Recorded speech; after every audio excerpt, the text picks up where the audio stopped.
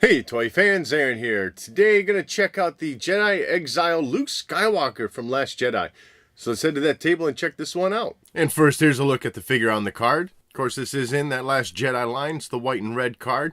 Nice image of Luke Skywalker on the right side. That's looking pretty good. And then, of course, you see the figure with the included accessory through the blister. On to the back side, nothing new here. You got the little hand holding the figure showing off the Force link. And, of course, the small ad for the starter set that includes Kylo Ren. And looking at the figure out of the packaging, I gotta say, it's a pretty decent looking figure. Nothing overwhelming to it and nothing really awful about it either. So a good middle of the road figure here. One that I'm glad that they released rather quickly after the movie instead of waiting until, say, episode 9. Going in on that head area, the figure does come, as you can tell, obviously with that hood being up, it is its own individually sculpted piece and then snapped in around the neck with the head holding it in. Sculpting and detailing looking pretty good with that. Has a nice drape for the way it sits over his head and then extends down along the back of the neck. And now I'll just take that off so we can get a better look at the head itself. And as I mentioned, you just pop that head off, slide the piece off, put the head back on, and you're in business. And now for that head sculpt, I think things are looking really good here. Definitely a different sculpting to the hair area. I mean, that's a separate piece and then just glued on or whatever, but that's definitely sculpted differently than what we got for the other 3 3/4 inch version with him in his Jedi outfit. For me, definitely still too much gray in there. I mean, his hair was a mix of brown and gray, so still just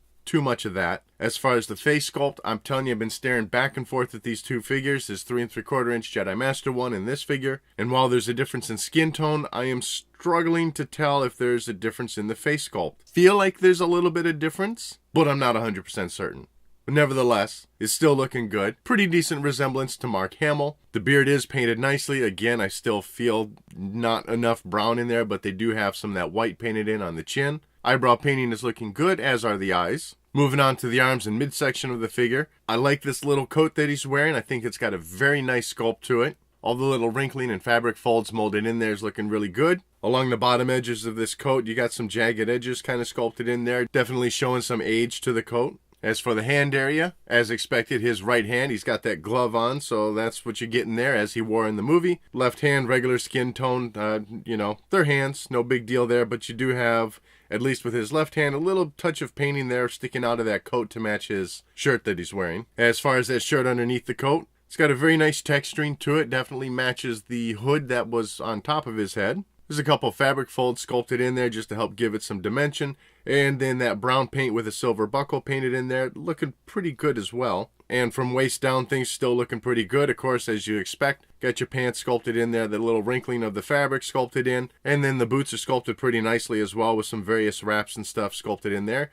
Separate paint job from the pants. Actually, not a separate paint job. I'm pretty sure looking at this that the boots are sculpted in one color of plastic, pants another, and then they're glued on and attached. As for articulation, of course, that head does spin around side to side, no problem. And even if you had that hood on, it wouldn't hinder any movement there. Shoulder area, both arms, of course, do go up and down, so no problem with that. But also, little surprise here, for both wrists, you're able to give those hands a spin around. As for the legs, both come out, not quite straight, but that's what you're going to get. And nothing going backwards. And that's all the articulation. He does come with this one little accessory, which, if I remember correctly, was an antenna from one of the buildings or something. At this point, I can't vouch for its accuracy to the movie. You know, it's a nice looking piece. There's some various lines and stuff sculpted in there. So, yeah, it's a piece. Gives him something to play with, I guess. And for the sounds he makes with that Force link. What do you know about the Force? You shouldn't be here. How did you find me? And then sliding it forward with the Force band does reveal some of the antenna little hits or whatever. And then your additional lines of dialogue with that.